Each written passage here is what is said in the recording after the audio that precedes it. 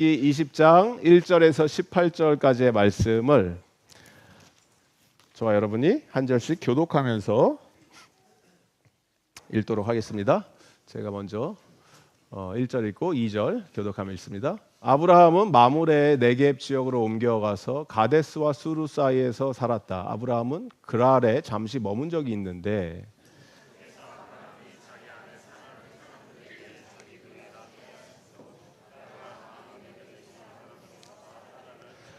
그런데 그날 밤에 하나님이 꿈에 아비멜렉에게 나타나셔서 말씀하셨다. 내가 이 여자를 데려왔으니 너는 곧 죽는다. 이 여자는 남편이 있는 여자다.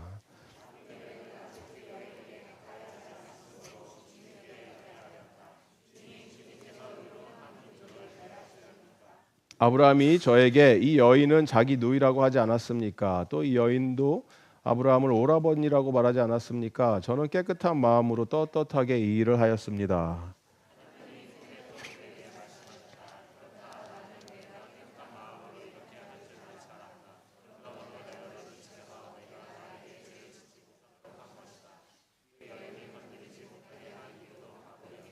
이제 그 여인을 남편에게로 돌려보내어라. 그의 남편은 예언자이므로 너에게 탈이 나지 않게 하여 달라고 기도할 것이고 너는 살 것이다. 그러나 그 여인을 돌려보내지 않으면 너와 너에게 속한 사람들이 틀림없이 다 죽을 줄 알아라.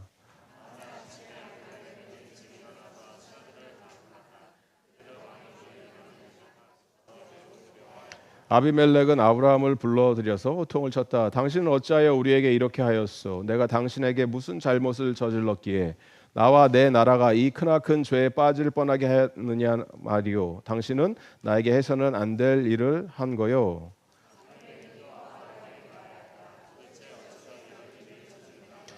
아브라함이 대답하였다. 이곳에서는 사람들이 아무도 하나님을 두려워하지 않으니까 나의 아내를 빼앗으려고 할 때에는 사람들이 나를 죽일 것이라고 생각하였습니다.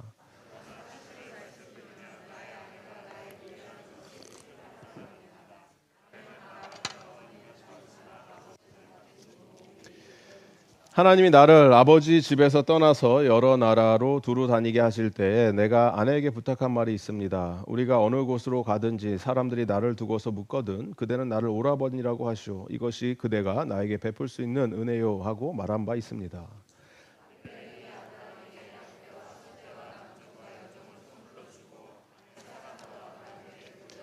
아비멜렉이 아브라함에게 말하였다. 나의 땅이 당신 앞에 있으니 원하는 곳이 어디이든지 가서 거기에서 자리를 잡으시오.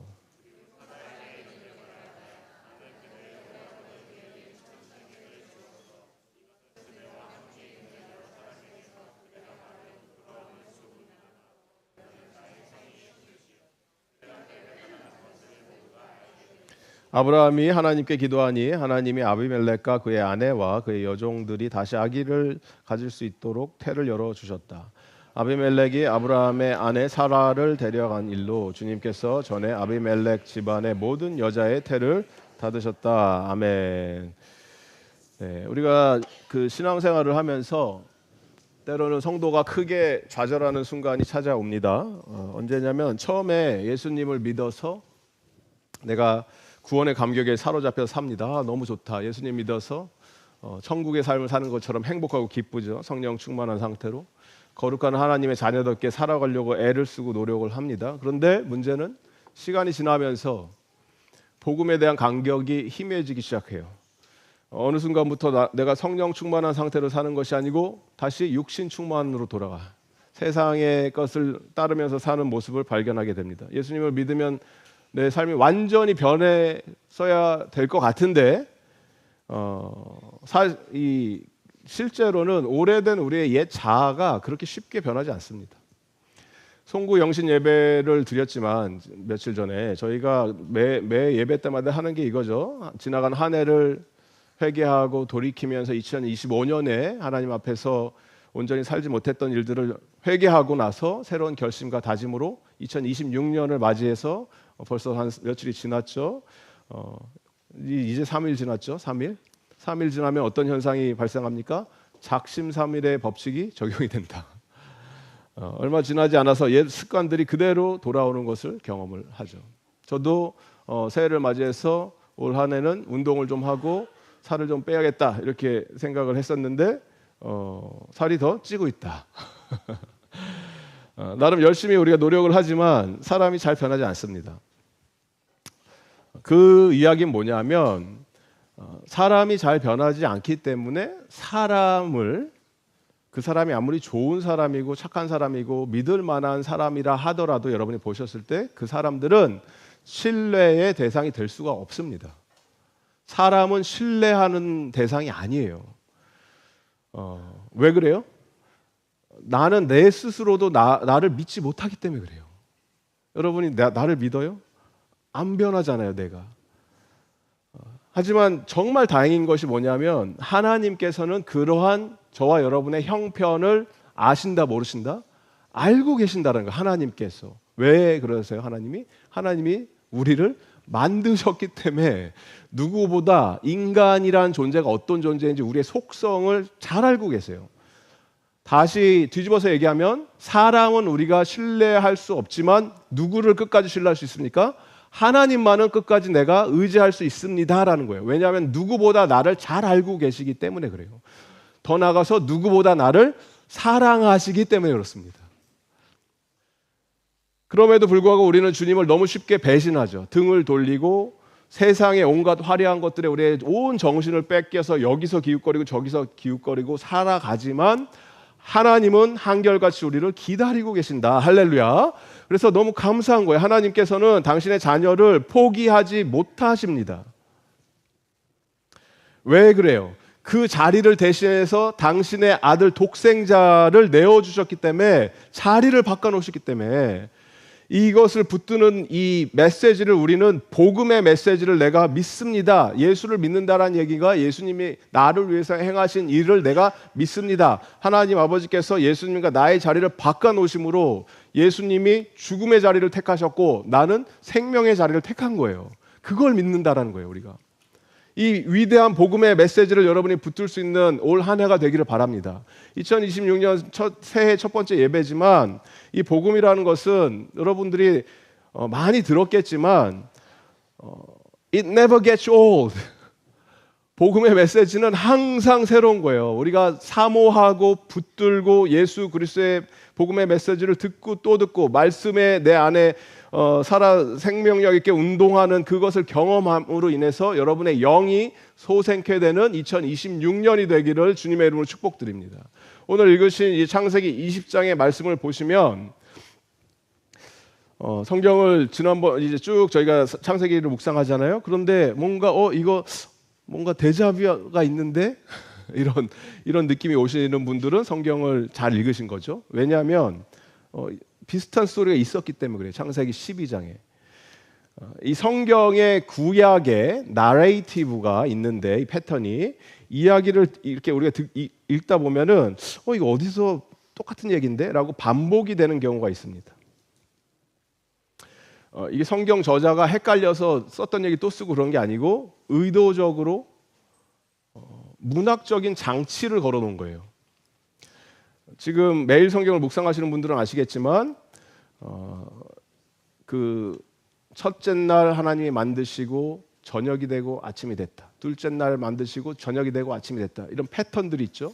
이 패턴의 반복이 있다가 패턴이 깨질 때 거기에 있는 그 다름을 통해서 차이를 통해서 메시지를 선포하는 거예요. 하나님이 첫째 날 만드시고 좋다. 둘째 날 만드시고 좋다. 여섯째 날 사람을 만드시고 뭐라 그러세요? 참 좋다. 참이 붙는 거예요. It is very good. 패턴이 깨지는 거잖아요. 거기에 뭐가 있다고요? 메시지가 있다라는 거예요.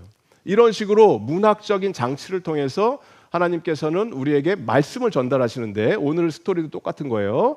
뭔가 이렇게 청중들이 반복을 통해서 익숙한 내용인 것 같지만 차이가 있다라는 거예요. 분명히.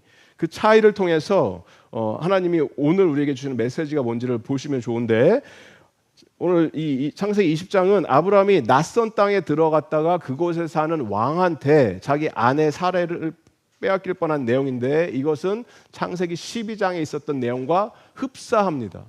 거기는 다른 왕이죠. 바로, 이집트의 바로 왕이었어요. 창세기 12장 9절에 보면 아브라함은 또 길을 떠나 줄곧 남쪽으로 가서 네겝에 이르렀다. 약속의 땅에 도착을 했는데 거기 머물러 있었는데 계속 내려갔다 이 얘기를 한 거예요. 남쪽으로. 그래서 약속의 땅을 넘어서 안 약속의 땅에 들어가니까 문제가 생기는 거죠. 거기는 하나님이 약속해 준 땅이 아니니까. 아내 사라를 이집트 왕에게 빼앗길 뻔했는데 하나님이 개입하셔서 탈출해서 나오게 되죠.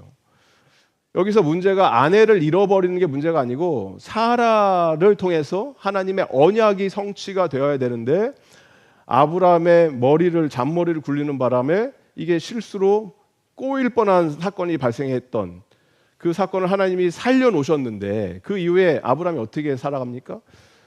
아브라함이 아브라함으로 이름이 개명이 되죠.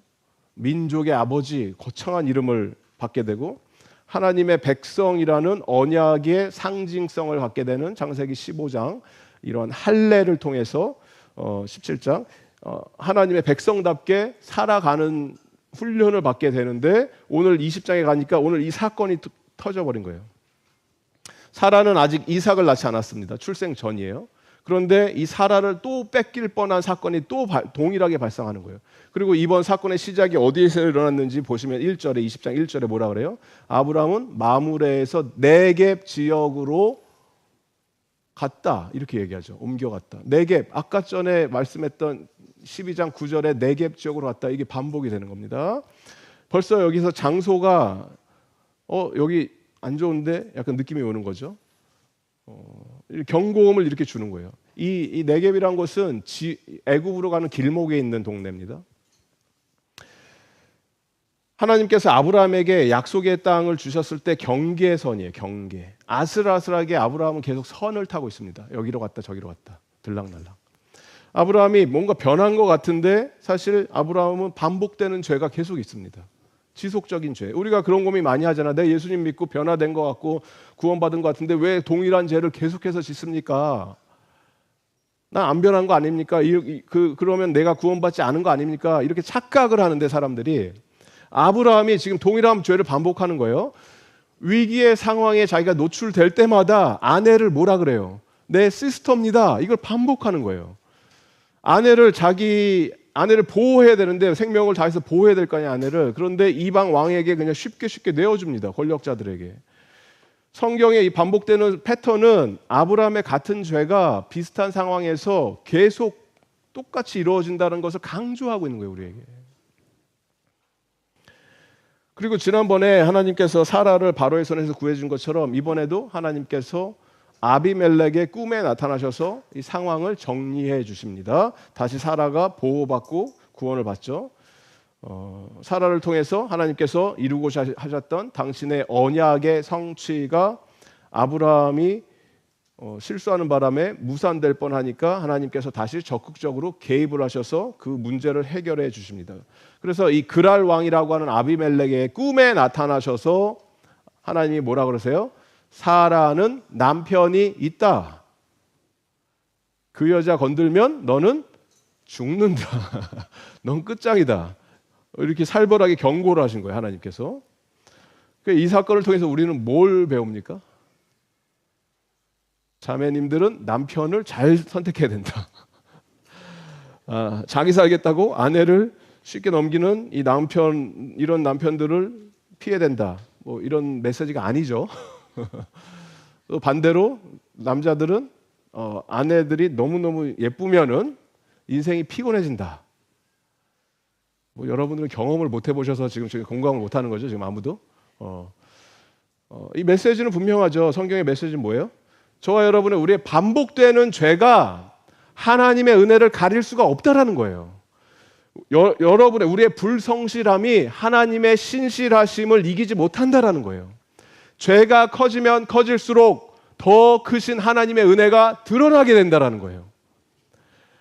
이 모든 이야기의 핵심적인 주제는 뭐냐면 하나님의 언약은 반드시 성취가 될 것이다. 결국 약속의 자녀 이삭이 창세기 21장에서 다음 장에서 태어나게 되죠. 그래서 바로에게 사라를 내어주고 아비멜렉에 또 사라를 빼앗기고 이렇게 했던 이 사건은 어떤 아브라함의 도덕적인 실패나 뭐 어떤 그의 무능력을 드러내기 위해서 기록이 되어 있는 것이 아니고 오히려 하나님의 약속은 어떤 상황과 조건 이런 거 상관없이 반드시 이루어질 것이다 라고 하는 주님의 신실하심을 강조하는 메시지이다. 이게 성경이 우리에게 주는 메시지라는 거예요. 그러면 이걸 여러분의 인생에 적용을 해보세요. 여러분의 삶 속에서 내 인생 가운데 왜 이렇게 하나님 변화가 더딥니까? 왜 이렇게 뭐가 바뀔 듯 바뀌지 않습니까? 왜 내 인생이 삶이 늘 초조하고 불안하고 뭔가에 쫓기는 듯한 인생을 살고 있습니까? 그때마다 여러분 말씀을 기억하셔야 되는 거예요. 나의 어떤 감정적인 기복, 업앤다운과 상관없고 나의 어떤 초조함과 이런 거에 상관없이 흔들리지 않는 건 뭐예요? 하나님은 신실하신 분이십니다. 하나님은 변하지 않으십니다. 죄가 더하는 곳에 주님의 은혜가 더하게 될 줄을 믿습니다. 더 확대돼서 주님의 은혜가 더 커져 보인다는 거예요. 여러분 안에서 확장되고 있는 주님의 은혜를 날마다 경험하시기 바랍니다. 우리를 향한 하나님의 이 약속은 반드시 이루어질 줄을 믿습니다. 그 약속을 붙드셔야 돼요. 아브라함이 오늘 이 사건을 통해서 이걸 계속 끊임없이 경험케 하시는 거예요. 하나님은 나는 이렇게 맨날 넘어지고 자빠지고 무너지고 똑같은 실수를 반복하고 아유 내가 이래갖고 무슨 남편이냐, 난 남자도 아니야, 막 자학하고 자책할 수도 있죠. 아브라함이 자기 살겠다고 아내를 팔아먹은 건데, 그럼에도 불구하고 아브라함이 계속 경험하는 건 뭐예요? 하나님은 살아계시구나. 하나님, 나는 이렇게 해도 하나님이 나를 구원해 주시는구나. 여기서 우리가 두 번째 살펴볼 수 있는 포인트가 뭐냐면, 이 성경의 나레이티브가 반복이 되면서 패턴이 깨지면서 이 충격적인 현상이 한 번 더 드러나는 게 뭐냐면, 하나님이 아브라함을 불러주시고 세우신 목적은 이 사람을 통해서 하나님의 복을 세상에 이렇게 전달하는 그런 복의 근원이 되는 역할을 할 수 있도록 아브라함을 불러주셨잖아요. 내가 너에게 복을 줄 것이고 온 열방에 복을 흘려보내는 역할을 하게 할 것이다 하면서 창세기 12장에 불러오시잖아요. 그러니까 아브라함은 하나님 백성의 표본이 롤 모델이라는 거예요. 롤 모델이 됐어야 되는 사람인데 이방 사람들이 하나님을 모르니까 아브라함을 통해서 야훼라고 하는 하나님이 저런 분이구나를 이제 경험케 하기를 원하셨는데, 이 충격적인 사건이 뭐예요? 오늘 이 말씀을 보시니까 이 사건을 통해서 지금 누가 누구를 가리키고 있습니까? 9절에 보세요. 9절. 아비멜렉은 아브라함을 불러들여서 호통을 쳤다. 당신은 어찌해서 우리에게 이렇게 하였소? 내가 당신에게 무슨 잘못을 저질렀기에 나와 내 나라가 이 크나큰 죄에 빠질 뻔하게 하였느냐 말이오. 당신은 나에게서 해서는 안 될 일을 한 거요라고 아비멜렉이 아브라함에게 지금 역할이 바뀐 거예요. 이방 왕이 하나님의 백성이라고 하는 아브라함을 가르치고 있는 겁니다. 하나님 나라의 공의가 무엇입니까? 하나님 나라의 정의가 무엇입니까? 곰곰이 생각해 보시기 바랍니다. 교회에 던지는 메시지가 큽니다. 우리는 세상의 메시지에 휩쓸려 다니거나 끌려다니지 않는 존재들입니다. 그렇지만 세상이 교회를 향하여 외치는 세상이 교회를 향해서 던지는 메시지가 있어요. 세상이 교회를 향해서 외치는 이 소리에 귀를 기울이실 수 있는 저와 여러분 되기를 바랍니다. 왜냐하면 그것이 세상이 우리한테 보내는 SOS 신호라는 거예요. 이런 거예요. 우리는, 세상은 이렇게 살지만 적어도 교회는 달라야 되지 않겠습니까? 교회 다닌다면서요. 당신은 하나님 믿는 사람이라면서요. 그거에 있는 내면에 있는 것은 손가락질하고 정죄하는 게 아니죠. 이 사람들은. 우리는 이렇게 살지만 당신네들은 좀 다르게 살아야 되는 거 아닙니까? 우리는 진리를 모르고 찾아서 헤매고 있는 사람들이지만 교회 다니는 사람들에게는 소망의 근거를 이야기해 줄 수 있는 내용이 있어야 되지 않겠습니까?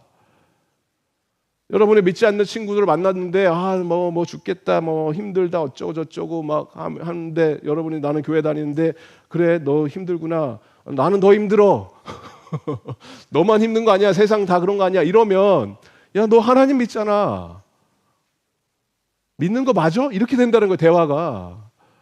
그럼 우리는 뭘 해줘야 돼요? 그 사람들한테 힘들지만 우리에게는 소망의 근거가 있다. 하나님 좋으신 분이고 모든 걸 알지는 못하지만 한번 예수님 믿어보지 않을래? 어떤 소망의 근거가 있어야 되지 않습니까? 세상이 점점 어두워지면 어두워질수록 교회한테 바라는 건 뭐예요, 세상이? 교회는 적어도 등불과 같은 역할을 해야 하지 않습니까? 그래서 하나님 나라의 영역이 여러분 이 교회라고 하는 울타리를 훌쩍 뛰어넘어서 세상을 품고 나갈 수 있기를 주님의 이름으로 축복드립니다. 하나님의 말씀이 생명이고 진리고 살아있는 거라면, 그렇다면 이걸 붙들고 우리는 이 안에서 쿵짝쿵짝 와 이러고 있는 게 아니에요.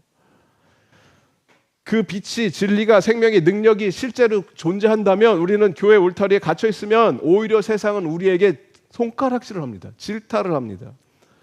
아비멜렉이 지금 하고 있는 것처럼 꿈에 나타나셔갖고 하나님을 경험한 이방인이 하나님의 백성인 아브라함에게 선포를 하는 것처럼 우리도 세상을 향해서 그들이 먼저 우리에게 SOS를 치기 전에 하나님을 믿으십시오. 예수님은 살아계십니다. 성령 하나님의 능력을 힘입어서 여러분 변화되길 원합니다. 이렇게 기도해주고 축복해주고 이들이 주님께 돌아오는 역할, 그러한 복의 통로가 되는 저와 여러분 2026년이 되기를 주님의 이름으로 축복드립니다.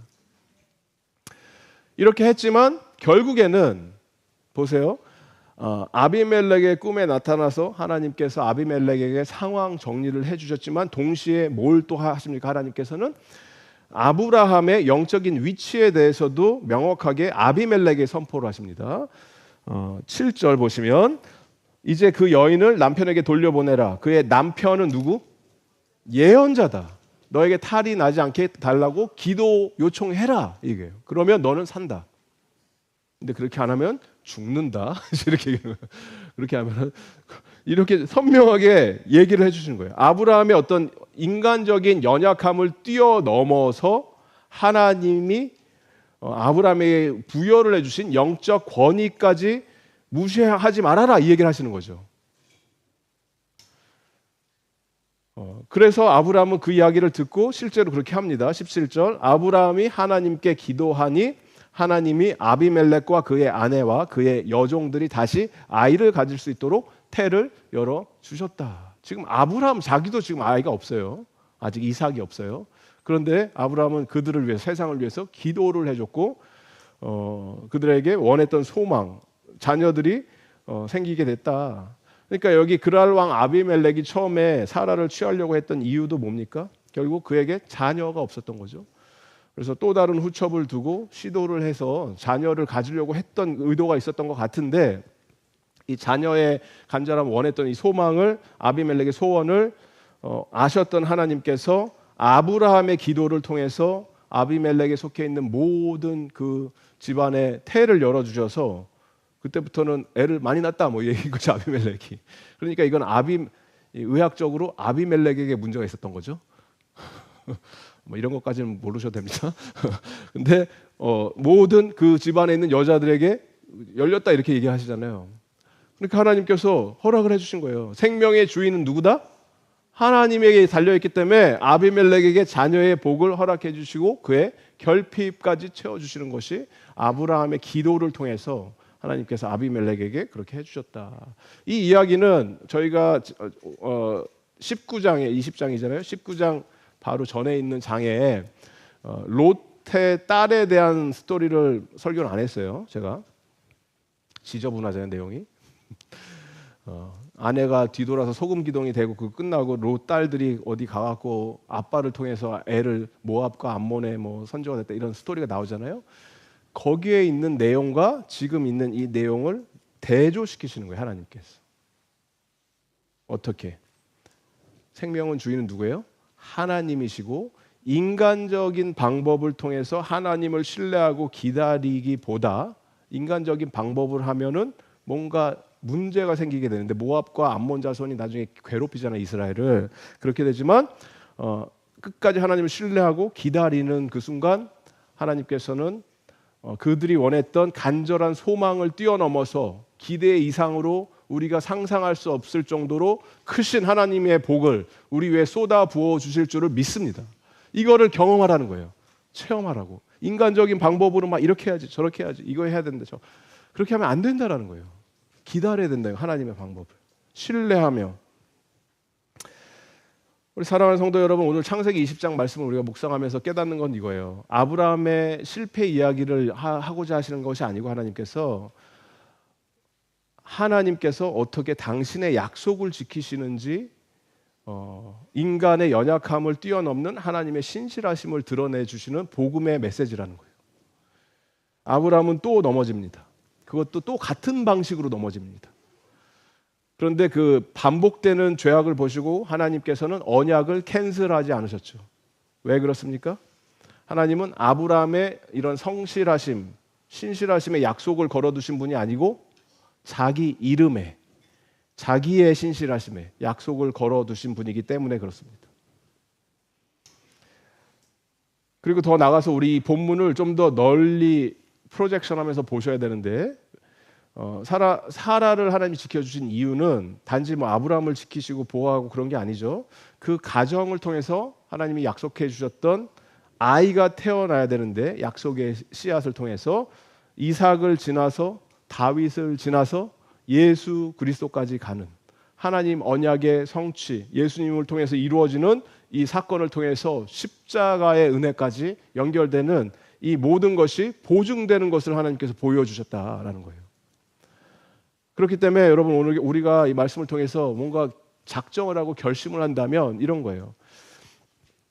그래, 내가 열심히 하나님 믿겠습니다. 뭐 열심히 하나님 따르겠습니다. 이런 게 아니에요. 오늘의 결론은 이거예요.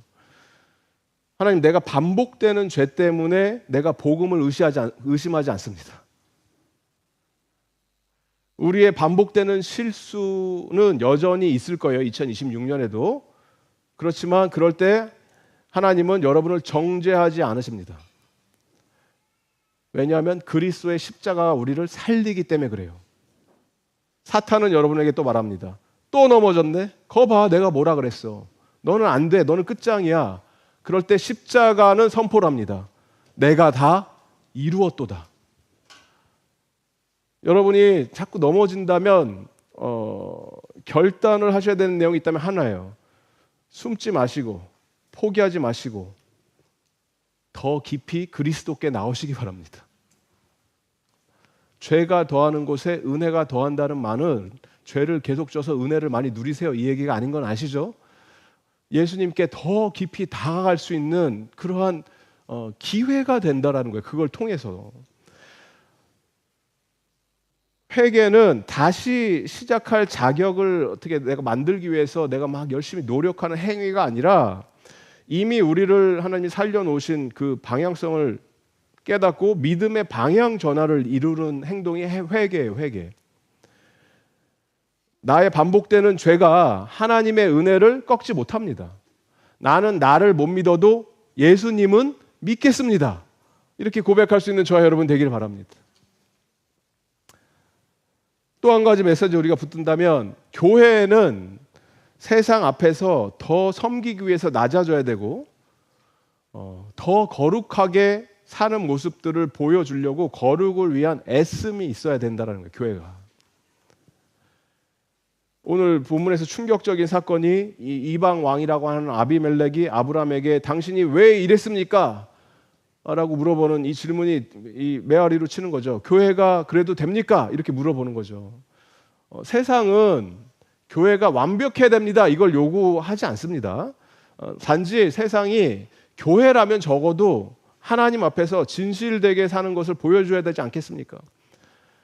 우리는 이렇다 쳐도 세상은, 교회는 좀 달라야 되지 않겠습니까? 이게 뭐예요? 거룩을 보고 싶다 이거죠.